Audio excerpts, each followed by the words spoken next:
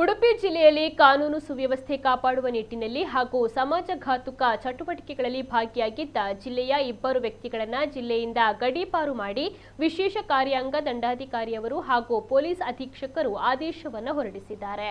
Kapu police ಠಾಣಾ ವ್ಯಾಪ್ತಿಯ ವಿಜೇತ್ ಹಾಗೂ ಪಡುಬಿದ್ರೆ ಪೊಲೀಸ್ ಠಾಣಾ ವ್ಯಾಪ್ತಿಯ ಆರಿಫ್ ಸಾಹೇಬ್ ಎಂಬವರ ವಿರುದ್ಧ ಗಡೀಪಾರು ಆದೇಶವನ್ನು ಹೊರಡಿಸಲಾಗಿದೆ.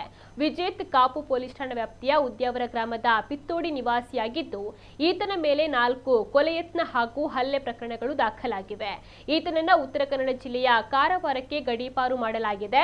ಆರಿಫ್ ಸಾಹೇಬ್ ಪಡುಬಿದ್ರೆ ಪೊಲೀಸ್ ಠಾಣಾ ವ್ಯಾಪ್ತಿಯ ಮುದರಂಗಡಿ ನಿವಾಸಿಯಾಗಿದ್ದು, ಈತನ ಮೇಲೆ 5 ಕೊಲೆ ಯತ್ನ, ಹಲ್ಲೆ ಹಾಗೂ ಮಾದಕ ದ್ರವ್ಯ ಸೇವನೆಯ ಪ್ರಕರಣಗಳಿದ್ದು, ಈತನ ಹೆಸರಿನಲ್ಲಿ ರೌಡಿ ಶೀಟ್ ಅನ್ನು ತೆರೆಯಲಾಗಿದೆ. ಈತನನ್ನ ಚಿಕ್ಕಮಗಳೂರು ಜಿಲ್ಲೆಯ ಕೊಪ್ಪಕ್ಕೆ ಗಡೀಪಾರು ಮಾಡಲಾಗಿದೆ.